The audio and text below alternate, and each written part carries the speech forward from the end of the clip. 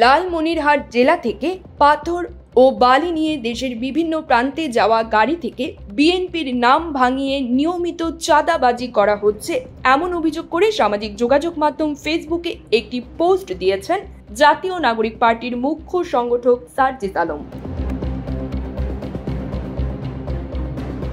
বুধবার 2 জুলাই দিবাগত রাত 1:13 নিজের ভেরিফাইড অ্যাকাউন্টে এই স্ট্যাটাস দেন তিনি।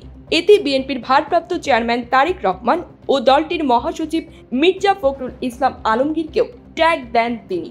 সার্জিস লেখেন, লালমনিরহাট জেলার পাটগ্রাম উপজেলায় সরকার কর্তৃক অনুমোদিত পাথর ও বালুর সাইটগুলো থেকে যে গাড়িগুলো দিয়ে পাথর বালি দেশের বিভিন্ন প্রান্তে যায় সেই গাড়িগুলো থামিয়ে গাড়ি প্রতি 500 থেকে 1000 টাকা পর্যন্ত চাঁদাবাজি করা হয়। নিয়মিত লক্ষ টাকা চাঁদাবাজির নামে লুটপাট করা হয়। তিনি লেখেন, আজকে পাটগ্রাম উপজেলার ইউএনও সেই চাঁদাবাজদের মধ্য থেকে 2 জনকে ধরে এনে শাস্তি হিসেবে 1 মাসের জেল দেয়। পরবর্তীতে বিএনপি এবং স্বেচ্ছাসেবক দলের কয়েকশো নেতাকর্মী এসে থানা ঘেরাও করে, ভাঙচুর করে এবং ওই চাঁদাবাজদেরকে ছিনিয়ে নিয়ে যায়। জেলা পুলিশ সুপার পার্শ্ববর্তী হাতিবান্ধা থানা থেকে পুলিশের এক্সট্রা ফোর্স সহযোগিতা চাইলে হাতিবান্ধা থানার বিএনপির নেতাকর্মীরা সেই থানাও অবরুদ্ধ করে রাখে।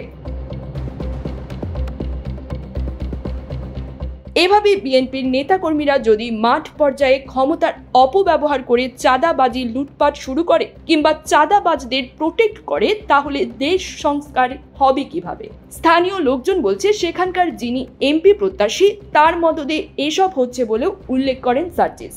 তিনি আরও বলেন, আগে স্থানীয় পর্যায়ের মূল সংগঠনগুলোর নেতাদেরকে কন্ট্রোল করতে হবে, তারপর দেশ সংস্কার। প্রশাসন এবং পুলিশকে সহযোগিতা করা তো দূরের কথা, জিম্মি করে যে অপকর্ম করা হলো, বিএনপি থেকে তার ব্যবস্থা নেওয়া হবে কিনা সেটা এখন দেখার অপেক্ষায়। এনসিপির এই নেতা বলেন, আমরা বিএনপির কথা কিংবা দফা দেখতে চাই না, অপকর্মের বিরুদ্ধে তাদের অবস্থান এবং অ্যাকশন দেখতে চাই, সেটা নিজের দলের নেতাকর্মীদের বিরুদ্ধে হলেও।